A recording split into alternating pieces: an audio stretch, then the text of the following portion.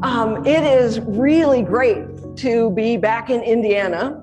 I was the first project coordinator of the Breaking New Ground project at Purdue University and lived in West Lafayette, Indiana for a little bit.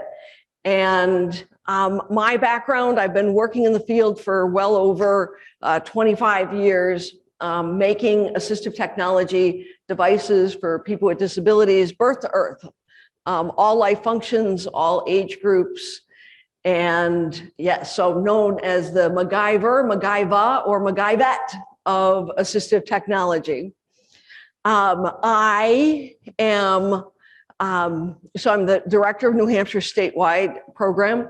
I also started the graduate certificate program in assistive technology at the University of New Hampshire. It's an online program, and coordinated that and taught a number of classes. I also do clinic days where I work with consumers. I have created over 2,000 different assistive technology devices. I was collecting my portfolio from the last 25 years, and I take a picture of everything that I make. And when I make things, it's always one person in mind. Everyone has different needs. And we're going to be talking about some of the core principles of creating assistive technology in minutes. And the other part about knowing about me is growing up on a dairy farm in Wisconsin and being one of 10 kids, 5 girls and 5 boys. And when you grow up on a farm, you learn 2 really important lessons. One is making do with what you have, and that part about money, and about looking around the farm, looking at very creative ways of using baling wire and twine from the bales and duct tape and all this stuff. However, I don't use a lot of duct tape anymore. Duct tape has this awful residue, and it doesn't meet the ABLE principles as removable. So making things that are removable, adjustable, portable, collapsible, expandable, because you have a 90% chance of whatever solution you come up with, you have a 90% chance that it's not going to work. And so you're like, then why are we doing this? Because is that if I teach you 5-minute approaches that you can take apart, put it back together and reuse it over and over and spend another 5 minutes creating a solution, chances are you would do that and you wouldn't be afraid. And in the regular field of engineering, products are designed, tested for 5 years before they're ever released to the public. But when we're working with individuals with severe disabilities, it's one-of-a-kind often solution with one-of-a-kind type of need. And so it's this constant trial and error. I'm going to be sharing with you today also my iterations of this is what I started off with, and then I made it better this time, and then this time.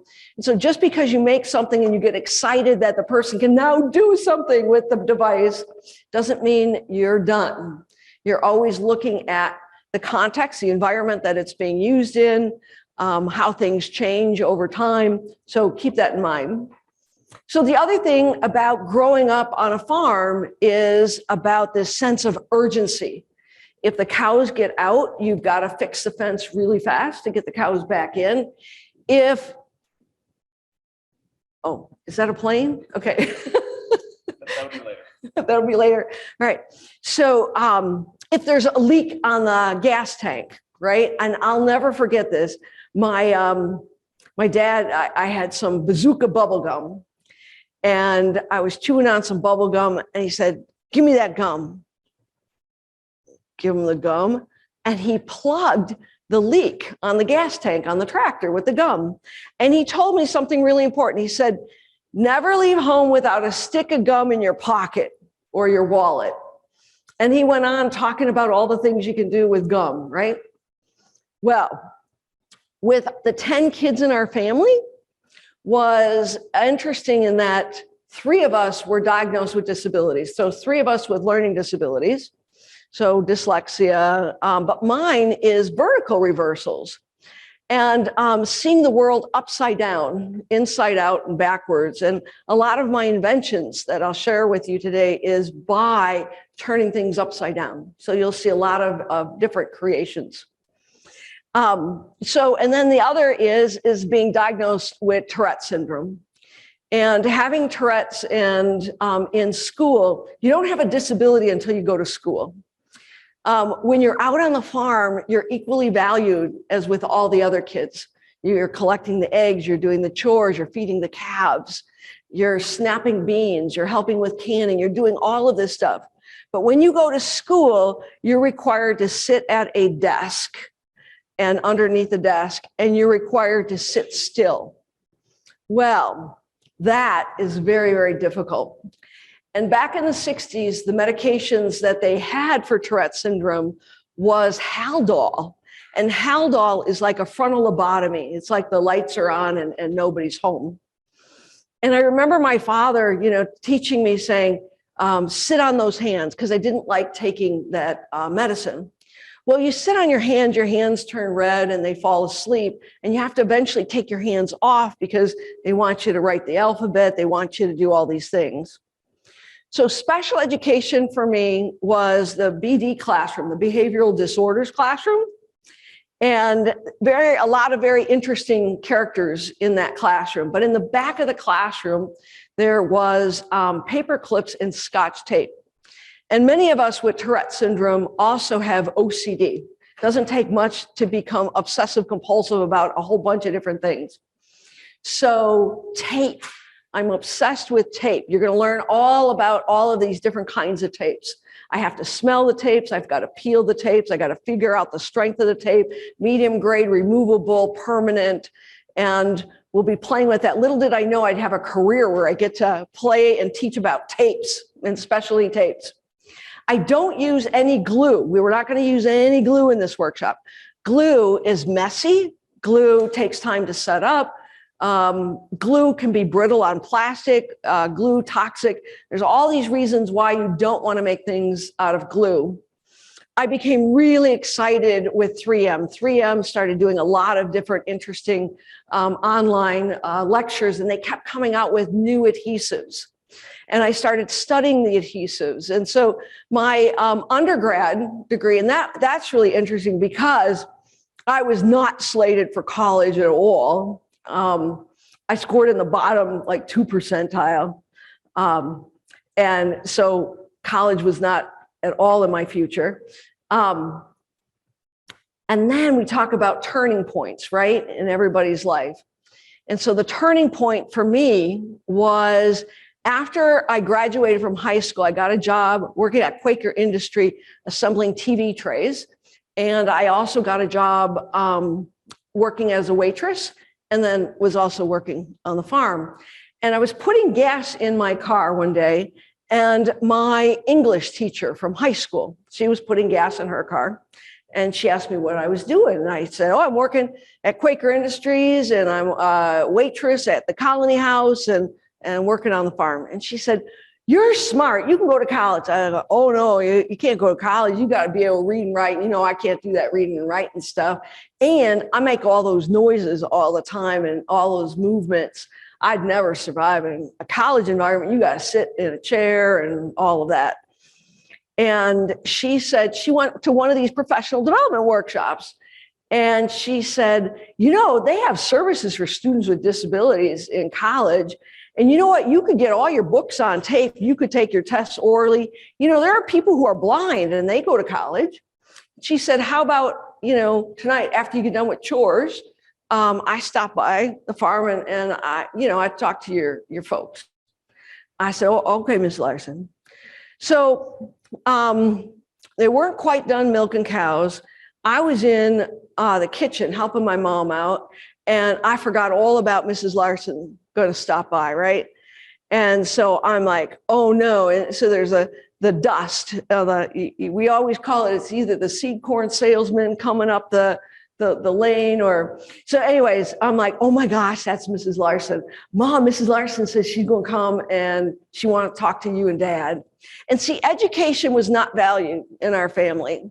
It was, she wanted the girls to get a high school diploma. But the boys, they could do fine without a high school diploma doing chores on the farm. But she said, girls need to get a high school diploma. And so for me, I remember this English teacher, right? This English teacher that I didn't like, because English was my worst subject, because you have to spell and you have to have grammar and you got to read and all of this stuff. And I remember saying to this English teacher, what do I got to do to get a D? If I could get a D or a D plus, I think maybe I could still get my high school diploma. And she said, why? You shouldn't strive for a D in life or a C in life. You should strive for something better. And I said, you're just going to mark up all my papers with red ink and all that. And she said, how about this?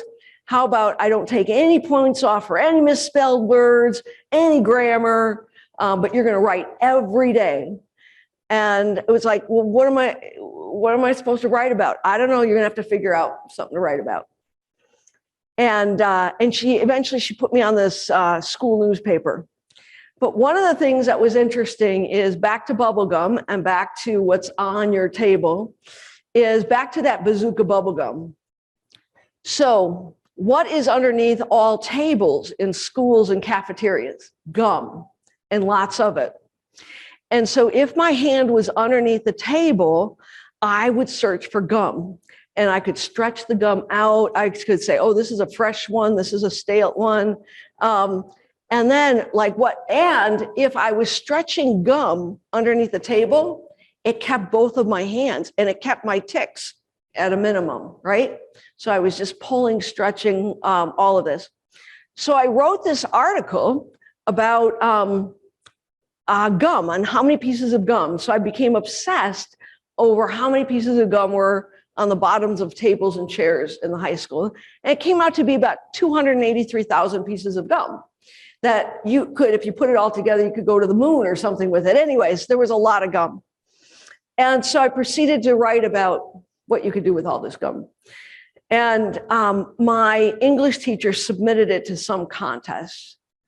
And I got an A in English, which shocked my mother because that's the worst subject. And I said, she didn't take any points off for misspelled words or bad grammar. She's like, what kind of an English teacher is that, right? And she said, because I was a senior in high school, and all these other students were going to get points on how well they could edit my work and fix my grammar and fix my typos and misspelled words. So that was cool. So she submits this bubblegum thing. And I don't think anything of it. And yeah, it wins some award, but I don't tell anybody because it's kind of gross, right? About bubblegum. And it was in the spring of my senior year, and we're all sitting around this table and we're eating cornflakes, right? We're at WLS out of Chicago. We're broadcasting across the border to Wisconsin. And it's a rock and roll kind of station. And all of a sudden, the radio guy says, and we've got a sticky situation here at Central High School in Salem, Wisconsin. Therese Willkomm wrote that, and so all of a sudden, all my brothers and sisters, their spoons come out of their cornflakes and they're like staring at me. And my mom's got her cup of coffee and she freezes. Listen, because there's not that many Therese Willkomms in Salem, Wisconsin at Central High School. And they're all looking like, what have you done? And the guy decides to read the entire article on the radio. And again, everybody is just frozen in time, staring and listening. And he reads it. And of course, it's kind of gross, right? So he gets done with it and she puts her coffee down and says, that is the most disgusting thing I have ever heard. Oh my God, I can't believe you. And then my brothers and sisters are just laughing at, going, I'm getting yelled at on this whole thing with the gum. So one of the things you have at your table is the bazooka bubblegum kit, the mini MacGyver bazooka bubblegum kit. And so, you know how like bumper stickers, contact paper, foamy sheets, you know how you peel the backing off and you throw that out? Don't ever throw that stuff out because those backings are specially treated. So I put one in between each of you. If you unroll it a second here, okay? So what I did was, this is from foamy sheets that we use for coverings, for soft, and this has all got U-glue. And this U-glue you can use in like 1,001 different ways. And so I want you all just to peel one piece off, and I want you to stick it on the table right in front of you, okay?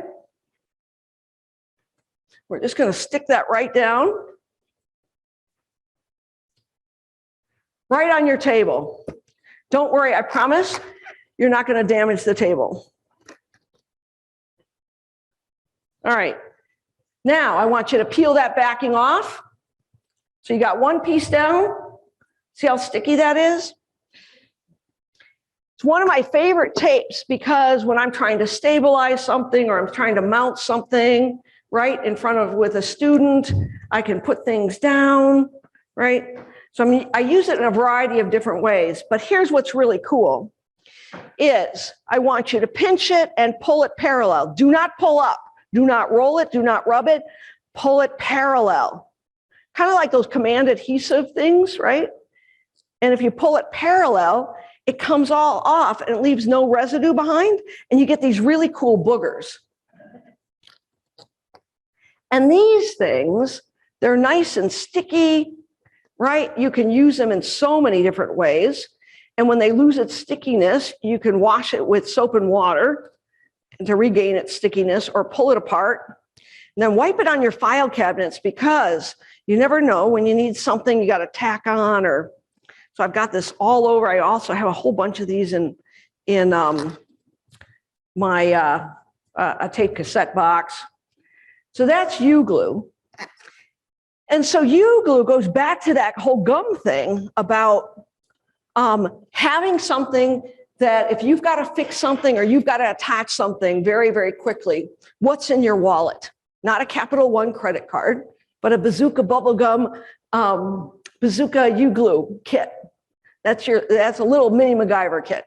So I wanted you to kind of play with that whole U-glue so that you know that's one of the many tapes. So I end up back to my English teacher, who comes to the farm that evening and says to my dad, your daughter's smart, she can go to college. Now, my dad only went to the 6th grade. And I remember he had bib overalls, and my mom jumps in and my mom says, she's a good kid. She's got a high school diploma and she's got 3 jobs. She's a hardworking kid. She's going to do just fine. And I'm like embarrassed, right? I just want to crawl under the table. But she says, your daughter's smart. I've seen what she's done with paper clips, because I got obsessed about paper clips. And you're going to play with paper clips too today, on all the things you can do with a paper clip.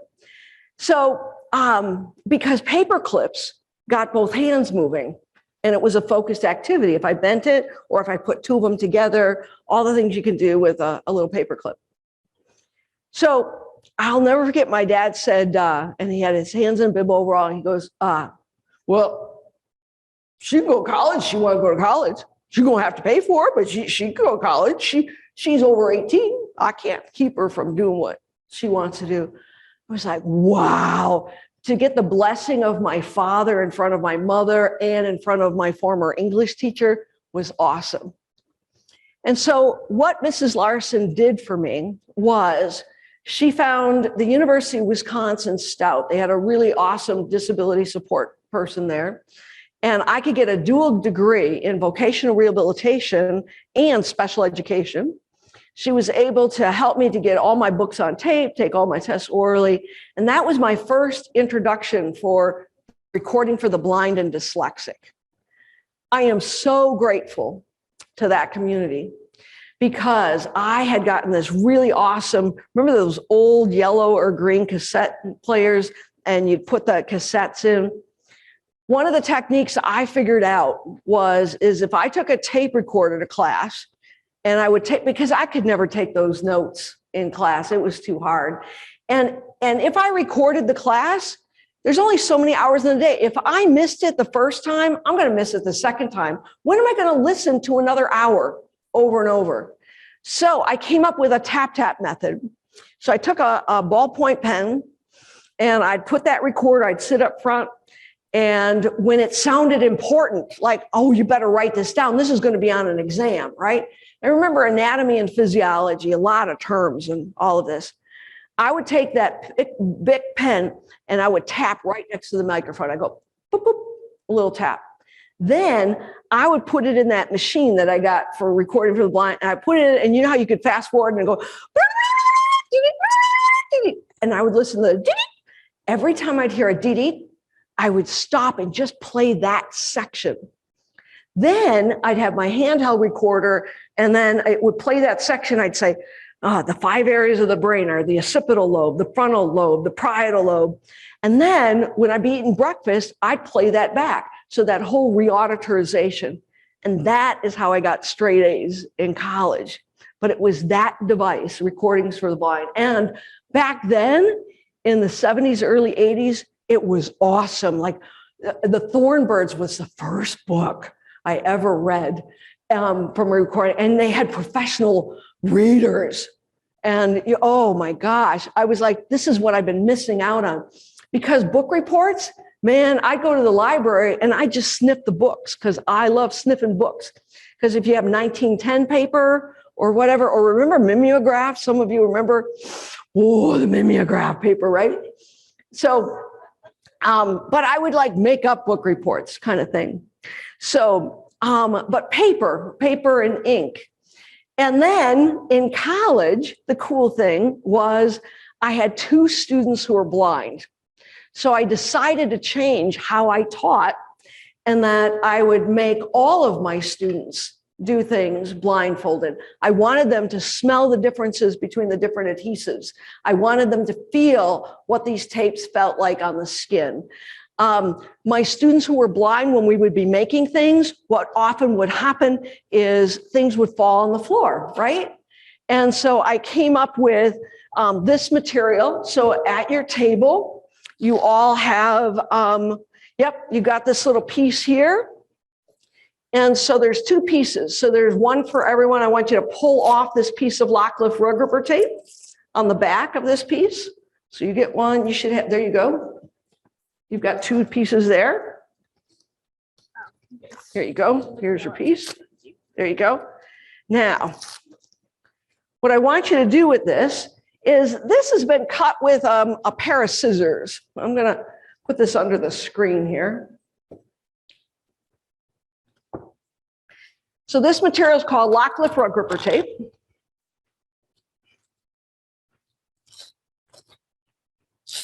Oh, and in college, I also took courses in material sciences, light building instruction, welding. I started welding like when I was 10 years old, learning about welding.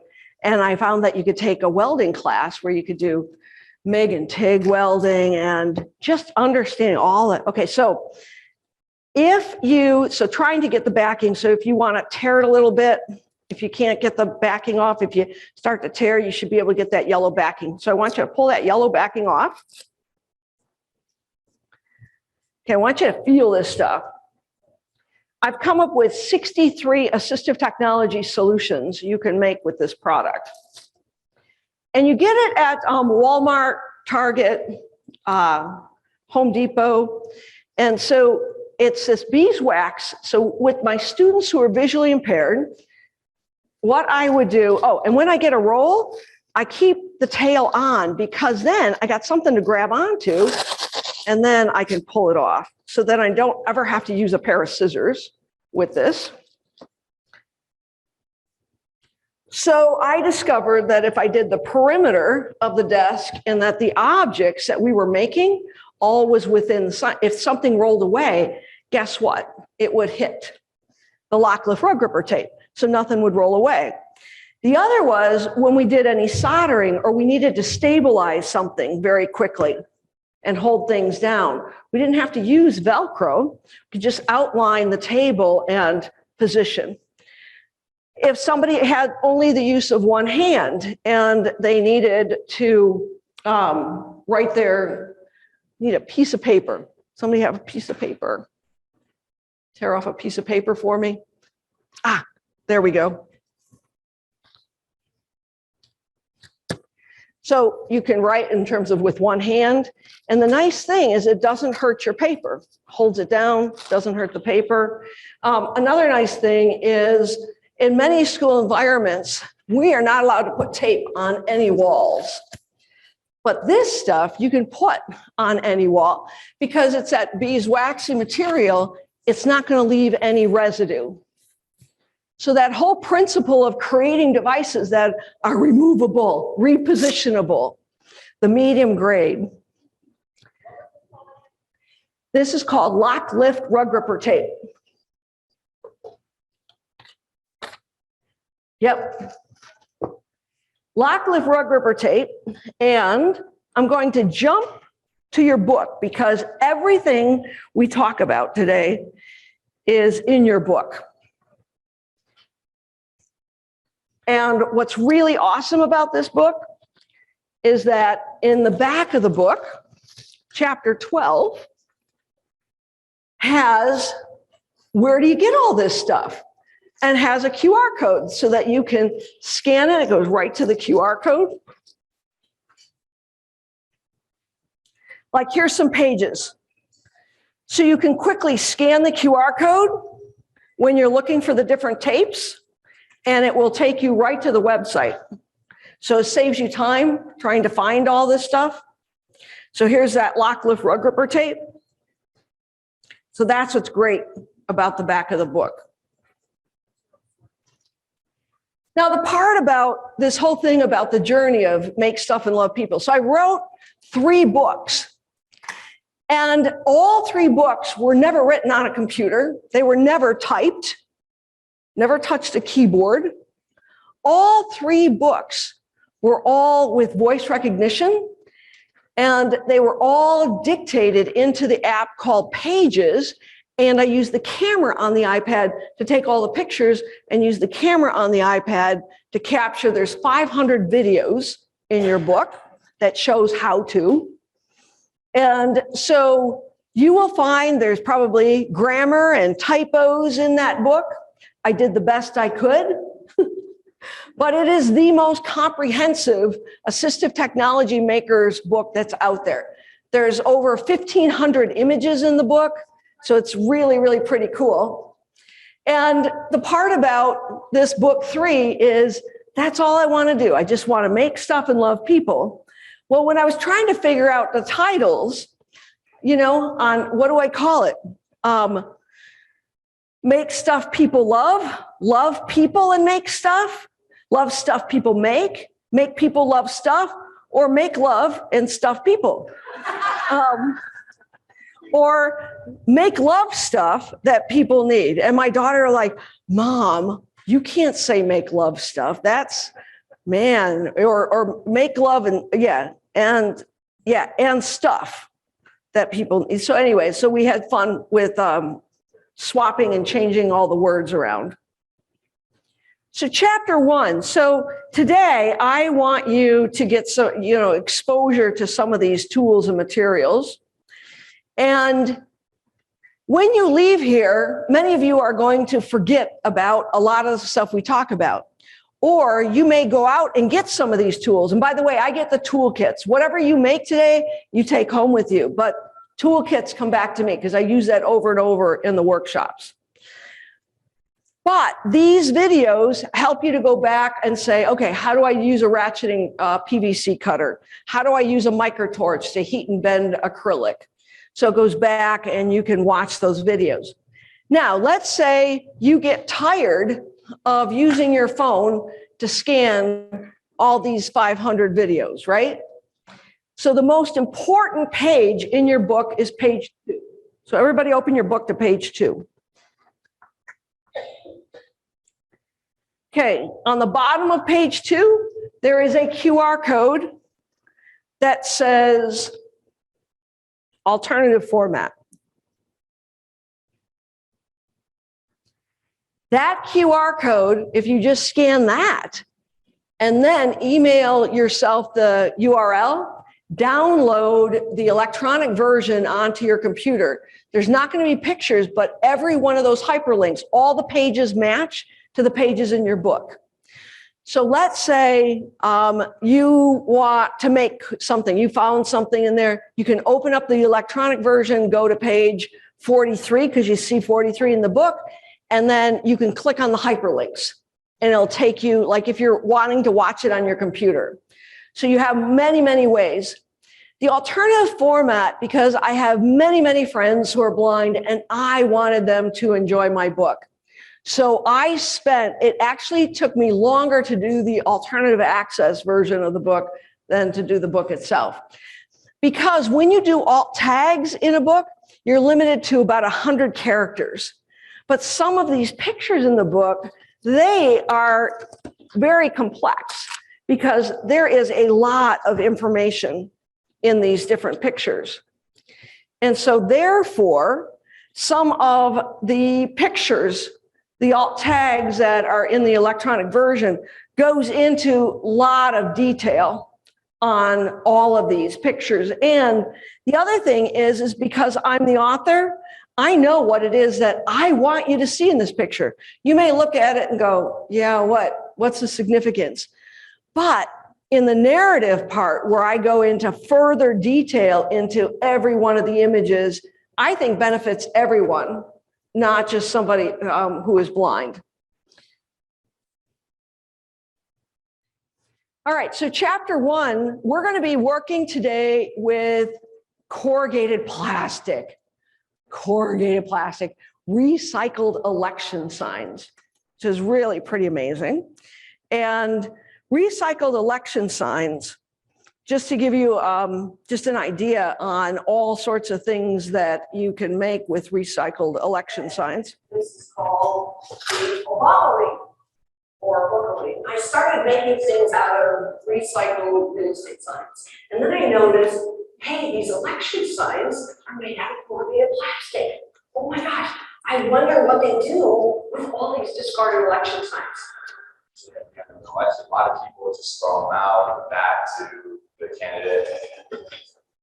But Reese put out that she will take all corrugated plastic, which is what the signs are made of.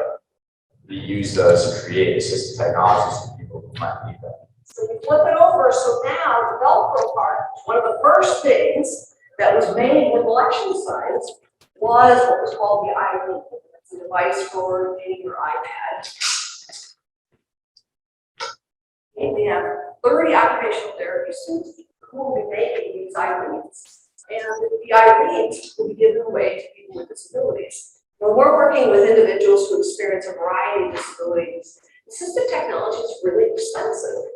And here is a way to create thousands and thousands of devices that save millions of dollars using discarded election signs.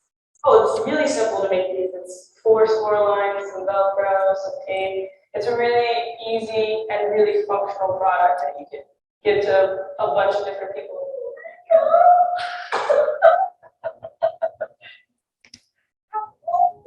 Well, Marika wanted to be able to use her cell phone independently, and so we decided that it would be best to make a mount for her. Also slide in and out. Okay, great. We at University of Hampshire definitely have moved to recycling, reusing things. And that's really what it's all about. She can answer the phone independently. I think teaching our students about reusing election signs not only teaches them about sustainability, not only teaches them about making assistive technology, but it teaches them to look around their environment, look at everyday items that can be used in extraordinary ways. So when that aired, it got picked up by 283 TV stations around the country, and taking courses as part of the discovery requirement in the honors program has been absolutely the most rewarding experience I've had at UNH. It's really about self-design. There. All right. So I was in Washington, D.C., and I was at a state directors meeting and there was a White House aide up on stage. And I made this Obama lean. And so it was, President Obama's last year in office. And I brought up the Obama lean and I said, could you give this to the president? And she's looking at me going, you're that crazy lady who's cutting up all those signs. Like, yeah, that's me. And she said, sure, I'd be happy to give it to the president. I'm like, wow. And then I thought, man, if I had a second one, maybe I could get his autograph, right? That'd be like really cool. So a couple months goes by and I get a letter from President Obama, White House seal on the envelope, everything. And he thanks me for this Obama lean. It's like a book holder kind of thing. And I'm like, wow, I got to frame this right next to this is like so cool. And he talks about in Chicago about being part of the makers movement and about making devices for people with disabilities. I'm like, oh my God, I didn't know Obama was a maker. Oh my gosh, this is like so cool. And so then another couple months goes by and the White House calls. President Obama would like you to come to the White House and be on this technology and disability event that we're hosting. And I'm like, wow, I'm going to the White House. And then they said, but you have to pass a background check because everybody has to be fully vetted before they're allowed. And I'm like, oh, okay. Well, I didn't say to the person on the phone, I have 3 FBI incident reports because I travel all over the world with this stuff. And ever since 9/11, they look at some of the stuff as, is this Instamorph C4 plastic explosives? Or when I do a switch making workshop, they don't like all these black wires, white wires, 9-volt batteries, all of that. And so I get detained about the stuff that I'm carrying and I get interrogated.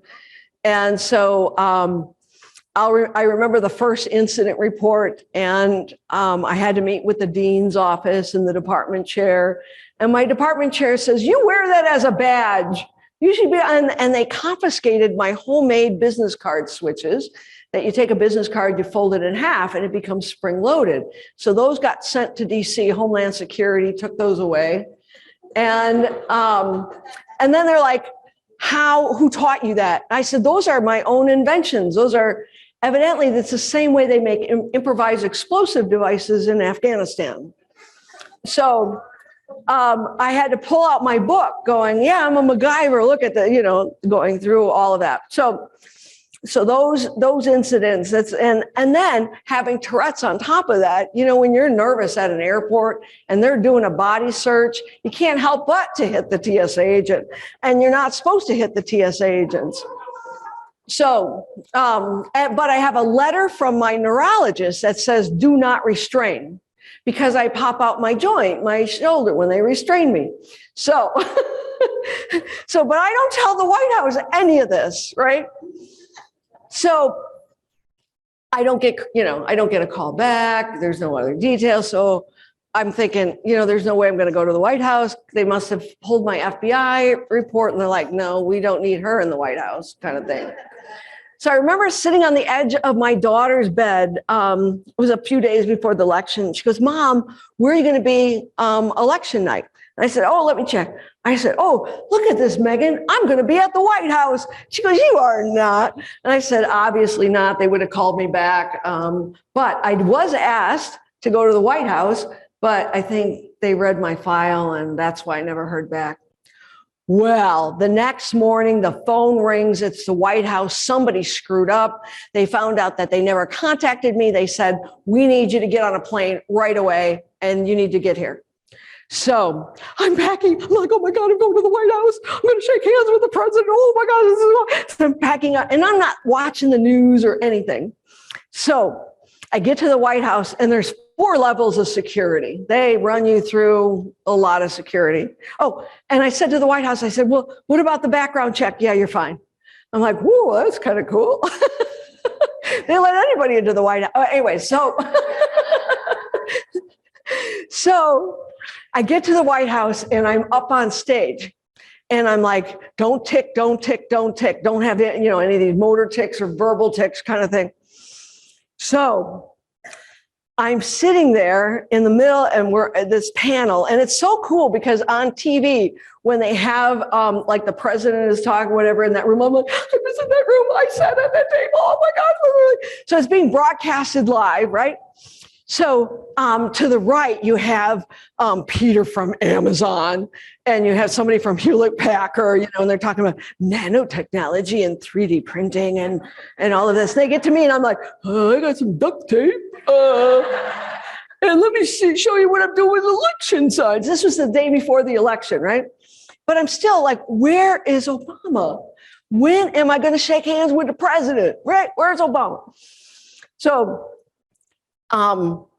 they come in and I showed this video that you just saw, and these were like 2012 signs. They were old, and everybody was like going, wow, that is something, really creative. And so that was like kind of cool. And so my phone is vibrating. And we have a rule in our family and I have vibration mapping, and I know Megan's vibration pattern and my husband's vibration pattern. And so my daughter is trying to get a hold of me, and she's tried to call me 3 times in a row and sending text messages, all of that. I get off of stage and I pull my phone out, and I cannot believe what I'm seeing. It is Megan standing right next to President Obama, 2 blocks from my house. Because the day before the election, it was a tight election with Hillary and Trump and all that. So the day before the election, Obama was campaigning for Hillary at the University of New Hampshire Whittemore Center, which is 2 blocks from my house. And my daughter got up like at 4 o'clock in the morning so that she could be the first one in the front row, that she'd have a better shot at getting a picture of her with the president, right? So here she's with President Obama, and I'm at the White House in Washington, D.C. And she's like, Mom, I'll never forget this moment. I'm like, yeah, I know, I won't forget it either. So her and I tell this story that she's actually with the president. I'm at the White House, but she's with the president. So this whole journey about corrugated plastic and election signs, because when I teach you about making stuff and collecting, now 50% of the donated corrugated plastic, 50% is not election signs. Like Home Depot had a shed sale and they donated a bunch of the signs. The school board had a school board vote yes on the new school, the building of the school or whatever, the town meetings, or somebody running for sheriff, or the library, the board, or sometimes real estate, or Easter egg drop. The helicopters fly over and they drop a bunch of eggs and everybody run. Anyway, so they put these signs, and anything with a date on it, I know that what are they going to do with it? They can't reuse the sign. So I ask them to donate. So every year I get, probably 2,000 to 3,000 signs, corrugated plastic. But every year we make about 5,000 different devices, and they quickly get processed and they get sent all over the United States. So there's 148 different assistive technology devices. And during COVID,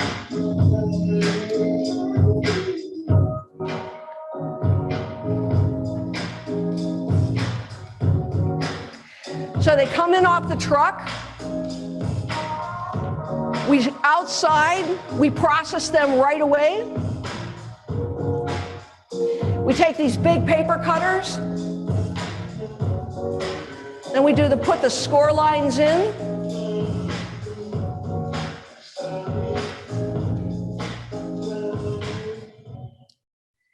Because my boss said that if I didn't get rid of them, she would. And so I have to quickly turn them into something. And so processing of learning how to do rapid fabrication of lots of things all at once. How fast can we produce like 500 book holder kits type of thing? So, for example, one of the things that you all have is, this is a really good example. I want everybody to grab this particular board. And we're going to just make a little card holder. But what I want to do here is I want to go over what this board is. Okay, and it has 4 different kinds of tapes. So first we're going to start off with this piece of tape at the bottom here. This is called double-sided permanent foam mounting tape. Okay, and the reason this is so valuable is over the years of working with different tapes, I used to do a lot. So if you take your tape card here at your table, I want you to look at this red piece of tape. I used to do everything with VHB, this clear VHB, very high bond. I wanted a nice strong tape. But this stuff, takes, costs about 10 cents an inch. And so if I have to use, 4 inches, I've got 40, cents, I got then 80 cents, and I got $1.50 in tape, all of that. This became like really expensive. Then next to it, this is your double-sided permanent foam mounting tape. When I discovered this double-sided permanent foam mounting tape, now you don't get it confused with the Scotch brand that you get at the store that's got the plaid. Make sure that it says permanent foam mounting tape, because if it doesn't say permanent, it's not going to hold up and it's going to pull away from your plastic and all of that. So the double-sided permanent foam mounting tape will say as strong as rivets and glue, which is cool. But that is a nickel a foot. So 5 cents for a whole foot. So what's cool is you're working with corrugated plastic, and let's say you mock something up, you do some rapid prototype, right? And it doesn't work. The cool thing is that you're only out a nickel. Right? So you would be more inclined to try again and try again. So that's why I, recommend getting, buying these rolls, and I buy them in 125-foot rolls. And then I also will hang on to the backings of Velcro. And I won't throw this stuff away because one side's treated and the other side is not. And I make tape cards. And you're going to be using one of the tape cards today. And so it's a way of, rapid fabrication. So the other thing you have to know about tapes today is pressure-sensitive adhesives. So double-sided permanent foam mounting tape is a pressure-sensitive adhesive. So it's not like Scotch tape where you can put a piece of tape on. It requires 5 pounds of pressure. No, 15 pounds of pressure for 5 seconds. And it requires that you push it down. You have to get the bubbles out. If you fail to do that with pressure-sensitive adhesives, and you have about 30 seconds to do that, it's not going to fully settle in and fully cure. So we have toll passes that we mount into the windshield. Does Indiana have toll things? Okay. And this is Duolock. That's a pressure-sensitive adhesive, and people will often attach it to their windshield, right? And then they'll pull, and they're like, "This isn't holding to the windshield." And I'll say, "Pressure and time. Did you put 15 pounds of pressure? Did you rub it really good, 15? And did you let it sit for 48 hours?" And so they're like, "No, I just pulled it off." And so I was like, "You gotta let it sit. You gotta let it settle in." So what we're going to do here is now, when we're going to remove the backing off of this tape. So I will tear, and then when I tear, the backing will come up. So I want everybody to take this white backing off. And I want you to fold this over and push down. 1, 2, 3, 4, 5. 1, 2, 3, 4, 5. There we go.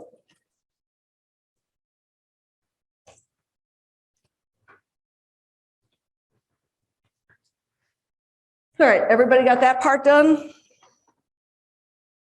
All right, cool. Now we're going to flip it upside down, and we're going to talk about what's on the back. So on the back here, you've got, this is called hook 88. So hook 88, and then you have your loop 1000. And people will say, "Oh, that's Velcro." Well, it can only be Velcro if it says Velcro brand. And Velcro is really particular that you say Velcro brand hook and loop or Velcro brand fasteners. because I've counted at least 25 different companies that make hook and loop. Velcro is one of the original inventors of hook and loop, but there's a lot of companies that make hook and loop. The other thing I discovered was that Velcro makes over 1,000 different hook and loop products. They make aggressive loop, they make high profile, low profile loop. They make industrial Velcro, which is rated at 12 pounds per square inch. It has more aggressive hooks per square inch. But your typical hook and loop that you're going to find at Target, Walmart, Home Depot, your typical is going to be what we call is hook 88 and loop 1000. It's your lowest cost hook and loop material. So it's just your run-of-the-mill kind of hook and loop material. Now I want you to come over to this side, and I want you to feel this rubber material. This is self-adhesive rubber. I found a lot of different companies that make self-adhesive rubber. You're going to use this material in another project this afternoon. But when we make things, we don't want things to skid across the table. So that's going to be like our mounting base. It's going to grip onto the table, so it's not going to move around. So now I want you to flip this back up, and you know this end that you just folded over? In your toolkit, I want you to grab a pair of scissors. And I want you to fold over your hook. And I want you to just cut it in half, right? So that you've got two pieces of hook.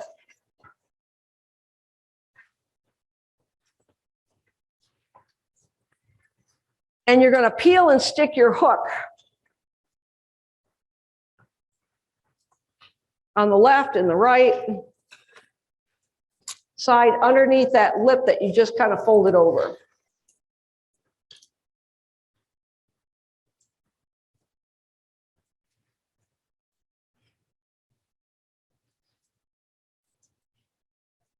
Yep.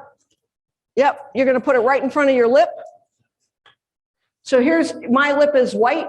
I don't know, some of your lips are, so you can see where I've just put it right in front.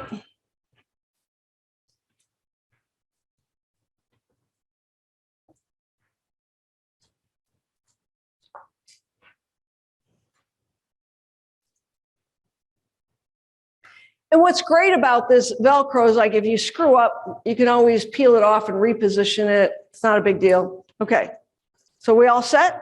All right, now what we're going to do is come back here. So we're going to roll this whole thing up, but you have to break along on this back. You have 1, 2, 3, and there's 4 score lines. So you already did your one fold, but make sure that you break along the score lines.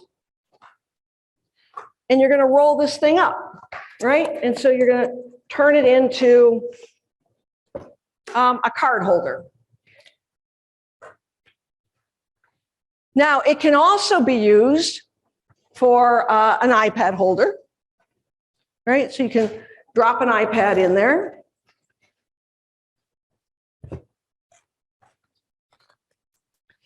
And I like to push it down in. That's why there's 2 pieces of Velcro to kind of like cinch it in there. And you'll notice with the rubber thing, it's going to grip onto the table. So you can use it, iPad holder. You might also try, you have a scrap piece of corrugated plastic that you can drop in, and you could also turn it into a document holder, right? So you can, or put a couple of pieces in there.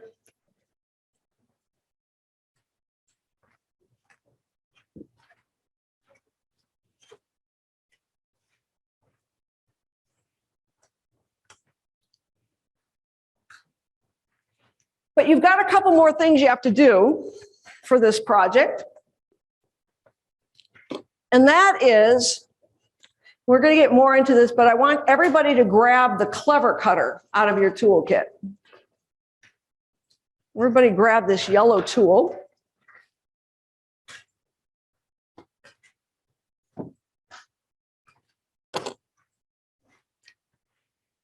And do you see how this is kind of lifting up and you see that little hole there? Everybody has their yellow tool. Notice that the razor blades are embedded so you can't cut yourself. So that's kind of cool. But what we want to do is we want to release the tension. So you need to put that tool right in that little slot there. And then you're just going to slide it all the way through. Pull it all the way through. And now, look, it lies flat. So you're just going to release that tension so this falls flat and it will not pull up and peel away. So should I do it again? Okay. You're going to put that in that little, there's a tiny little groove there, and you're going to slide it all the way through.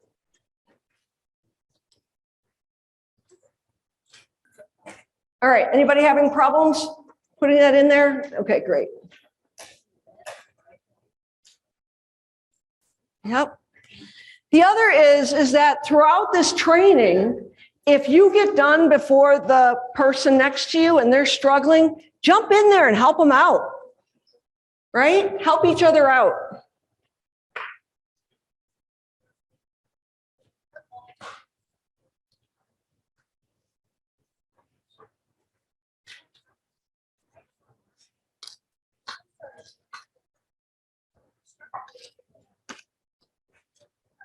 All right. So now out of your kit, you should have something like this.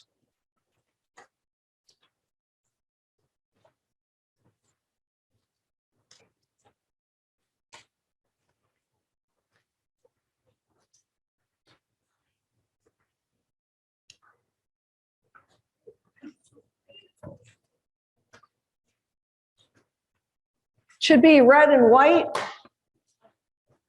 This is a little bit different. What you're going to make is this project is going to be a cell phone holder. No, not that board. See this under the screen? No. Yeah. Okay, good. So it's in one of your smaller bags. Yes, you got it. Yep.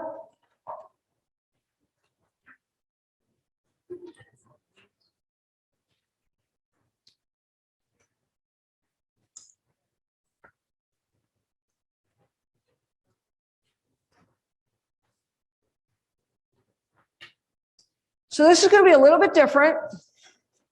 All right, so this whole thing was inspired by Temple Grandin. So I had the honor to have dinner with Temple Grandin, who's this amazing woman who has autism and sees the world very differently. And she showed me this origami thing that had 144 bends, and it was an 8.5 by 11 sheet of paper.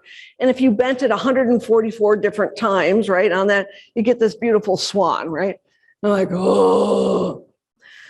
But after having dinner with her, I couldn't sleep that night because I started to think about corrugated plastic in 3 dimensions. I started to think about corrugated plastic as origami, about what could I do with one sheet of corrugated plastic or one strip. So prior to Temple Grandin, when I would do these workshops, I would cut up 2 pieces of rubber, 2 pieces of loop, 2 pieces of hook, a piece of double-sided tape, and I'd cut up 2 pieces of corrugated plastic. And then I'd put 12 components into a bag, and I would pass out the bag to everybody, and everybody would pour the contents on top. And then I would say, now put your 2 pieces of rubber on this board. Now put your loop on this board. And then I looked at, what if I took tables this size and I lined them up wall to wall with corrugated plastic? And what if I took a roll of rubber and went from one end of the room and down the other end of the room? And what if I took Velcro and went from one end of the room down the other end of the room? And then I take my 2 foot by 2 foot cutter, slide it in and go cha-chunk, cha-chunk, cha-chunk, cha-chunk. And all the components are all there. So I was like, wow, that could work. So what we're going to do is we're going to go ahead and we're going to pull the hook off of here. And we do have to fold that in half. We need 2 pieces of hook. So we're going to cut those two pieces of hook, we're going to put those aside for a second. And we're going to flip this over to the side that has no Velcro on it. And we're going to pull this backing off. And we're going to fold this over. So everybody's on just the side that has no Velcro, right? And you're going to fold that over and you're going to squeeze it down.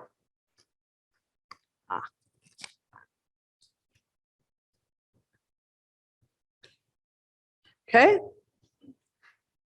And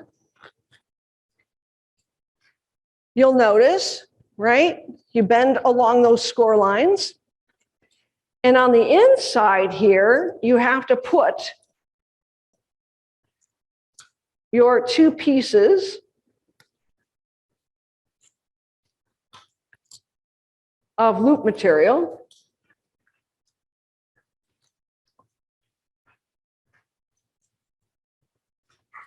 And then we're going to want to put a lip on.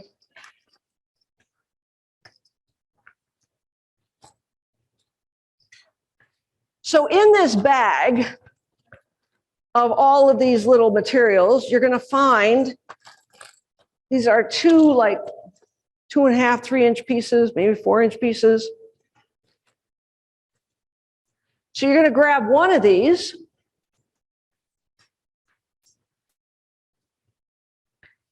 And you're going to put a lip on top.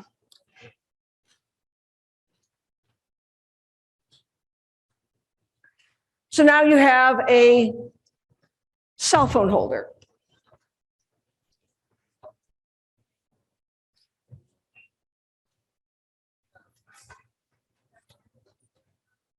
Yep. So you have to peel, you have to put your lip up front. And so you have these scrap pieces from this bag of components. You have two, it should be red or white scrap pieces. And you're going to put that lip on there. Now, some of you may have a cell phone that's in a big, thick case.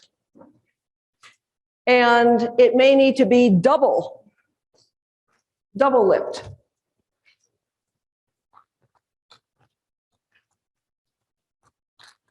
And we can fix that at the break. Now you have to pull out your scissors.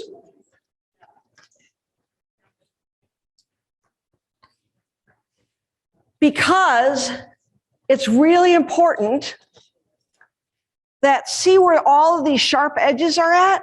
You don't want anybody cutting themselves on those sharp edges. So you're going to take your scissors and notice that I'm not cutting this way. I'm laying the scissors parallel. So if I lay it parallel, I can pick up the triangle. So you're going to go around and nip off all of those corners. So each corner has two triangles to remove. That's why you're putting your scissors not perpendicular, but parallel to the surface to go around and nip off every corner. And also do that with your card holder as well.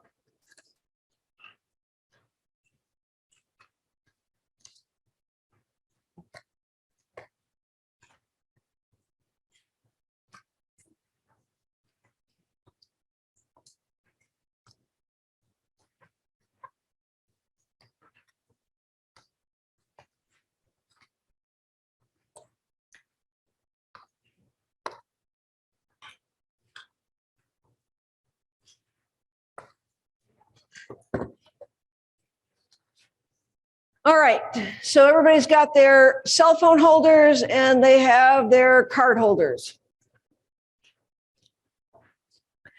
So we're going to watch this video and then we're going to take a little break. But this is about because we want to get you ready to do the next project, and that is with the utility knife and looking at scoring across the flutes. So let's just watch this. These are tools and materials when working with corrugated plastic. There are 6 tools that we use when working with corrugated plastic. use a T-square, use a quarter cutter, a utility knife, a core claw, a pair of scissors,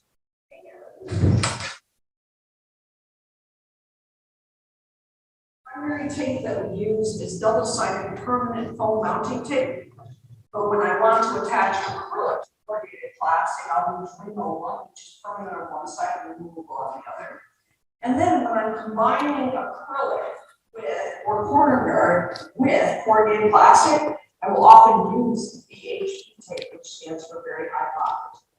So the first thing we're going to do is we're going to talk about some tricks of working with these tools. And one of the things that we started on our corrugated plastic a long time ago, and the paper cutter works really great. So I can notice sometimes I put paper cutter toward me as I'm cutting. So you can get a nice fast cut with a paper cutter. Next, I'm going to talk about so I'm going to go ahead and slice this. All right. The reason I slice this square is because I take my two pieces of corrugated plastic. Just cut a piece off here. And I want to score going across the boots. Many times what I'll do is here's my straight edge. So this is another straight edge. Right? And I want the top piece to be flush with the bottom piece. And then with the utility knife, I'm going to extend it up only about that much. This part goes in the palm of my hand, my finger, my index finger goes on top. And I don't want to go straight up and down. I want to go at about an angle because I want to make sure that I get a nice straight line. And notice what I'm doing is I'm scoring across the boot. So I'm boom, boom, boom, right here, boom, boom, boom. And do you see the tool is bent or turned at about a 30-degree angle? That boom, boom, boom is really important. So when you get into scoring after break, you want to feel that vibration. You want to feel that knife going boom, boom, boom. You don't have to put a whole lot of pressure in there, but you should feel the boom, boom, boom. We're not cutting through the plastic. We're just making the score line so that we can then bend along it. And now look at, I go off and straight in midair. So and going off and straight in midair is important. These are very nice tables. We do not want to cut any of these tables with the utility knife. So we're going to have to make sure that we're nice and careful, that we follow the instructions for that. I don't touch the table. Now, see my score line? Look what I'm going to do. I'm going to line that score line up with the edge of the table. I'm going to put one hand here, and I'm going to push down. So notice now, it doesn't bounce back, right? So that's what I get. Going across the boot makes it more stronger, okay? So if I went to the boots, and this is a claw, it's got two projections. So if I use the first projection and I slide this right inside that first boot, and I slide it all the way through, notice how the springs go forward, right? So sometimes we want a very rigid, strong structure that's not going to bounce back. And then sometimes we want something that's going to spring.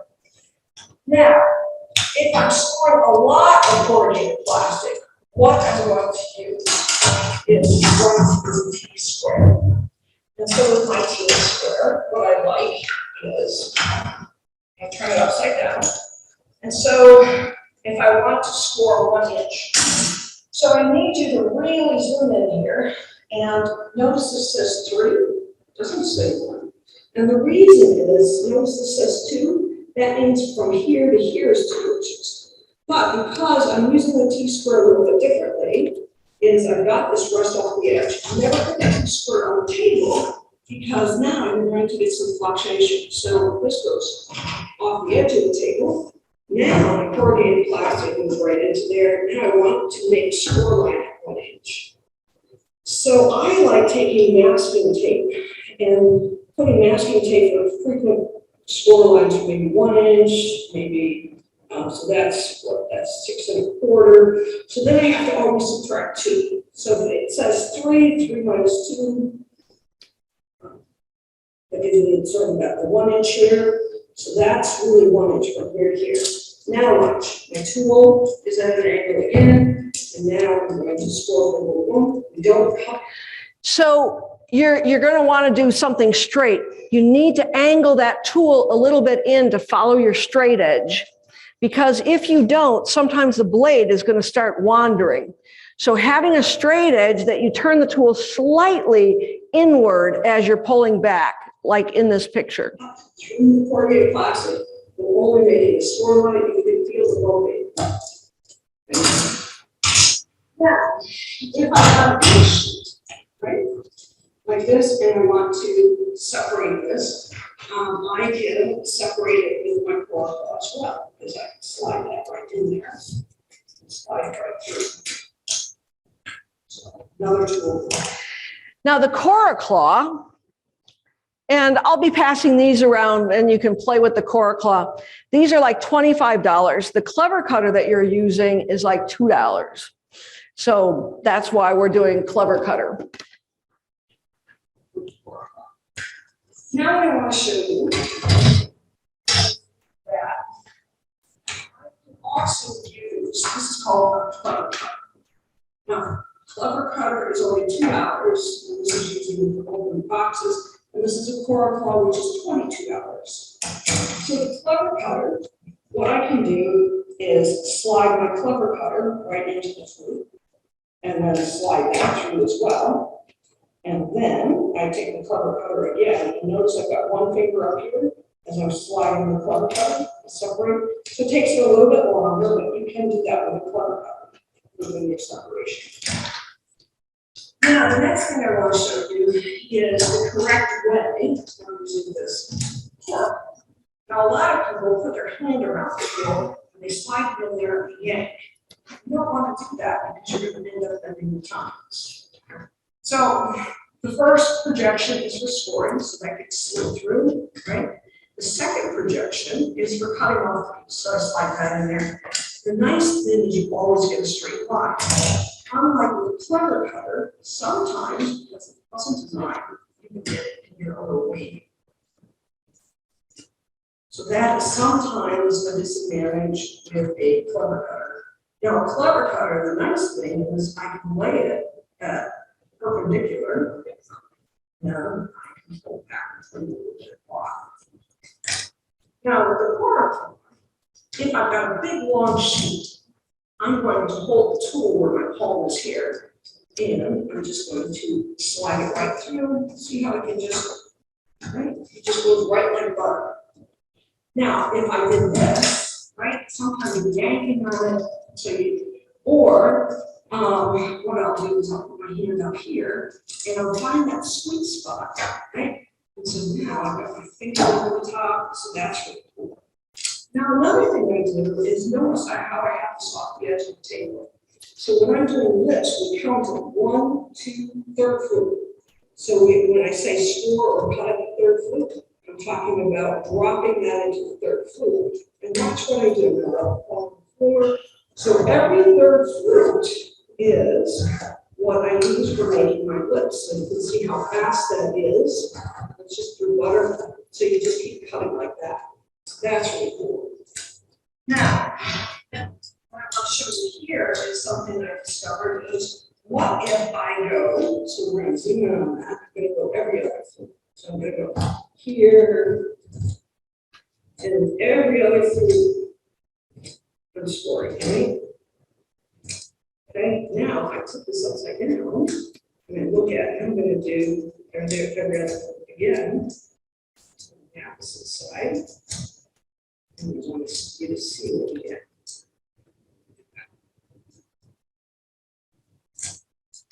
Check this out. Okay. You get stretchy corrugated plastic that you can twist, you can make bracelets with. You can do a lot of cool, fun things with stretchy corrugated plastic. All right. Now we're talking about our last tool that we use with corrugated plastic. So you'll notice that this is right, and so that last tool was about nipping off all the corners all the way around, just with a pair of scissors is the last thing that you do on that. When we get back from break, we are going to be making one of these. So we're going to be making an Eileen, and this time your lip is going to be corner guard, and corner guard is what you get in the wallpaper department.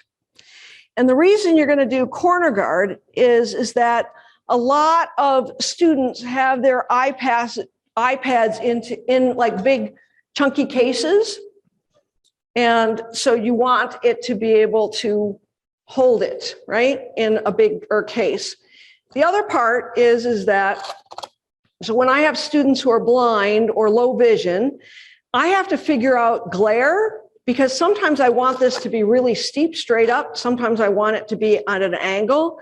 So you want to create something that's adjustable, that you can keep changing the angle of that. All right. So we're going to be doing some score lines. So you're going to be making this pretty much from scratch. So in the past, what's happened is I've passed out rulers, and I'll say, okay, everybody needs to make a score line 1 inch, right? And then needs to make a score line in the middle at 3 inches. And believe it or not, people really struggle with rulers, and they struggle with straight lines, and they struggle with, what's 5/8 of an inch. And guess what? These rulers that you get, none of them start at 0 anymore.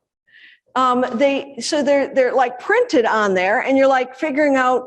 I remember when a ruler started at 0 at the end, and you would measure 6 inches. So I did all the pre-measuring and put the lines in for you, so to make it much easier, so you don't need to have a ruler. But we will talk about how to square things off and how to make it nice and straight. So what we're going to do is, yes. A different term that you use for like cutting it against the Across the flutes? Yep. With the flutes. Yeah. So what we're doing today is we're scoring across the flutes, because if we score across the flutes, it makes it much more durable, much more rigid with the partitions. Here's an example of scoring going with the flutes. So if I make something where I score with the flutes, so here is an example of an Eileen or book holder. Everything is with the flutes. And look at how this folds up and under. So that is an example of something. But here's the problem, is that when we make devices where we're scoring across the flutes, I don't get a lot of variations. So if there's like glare, notice I can't bring it way back. So that's one of the challenges. And then the second thing is about scoring when I score going with the flutes, is it doesn't last as long as scoring across the flutes, because you have all these individual partitions. So if this starts to tear or wear out, which may or may not, I use mine every day, and I have not had that as an issue. But when we have students doing projects, I don't like to give my younger students razor blades. And so I will have them in the lab, and I'll create jigs and fixtures. We'll do everything with a Cora Claw or a clever cutter, because I know that they're not going to hurt themselves. So this particular Eileen, everything was done with a Cora Claw, never with a utility knife. So yes, you can make it. You're a little bit limited.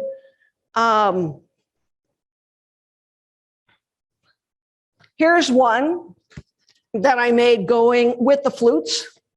And so this is a much bigger book holder here. I'm going to unfold that. And for some of my projects, it's at the right height, right angle, but I don't get the variation that I can get when I'm doing something like this, going across, because I can go and keep changing the angle. So yes, to answer your question, you can do it both ways.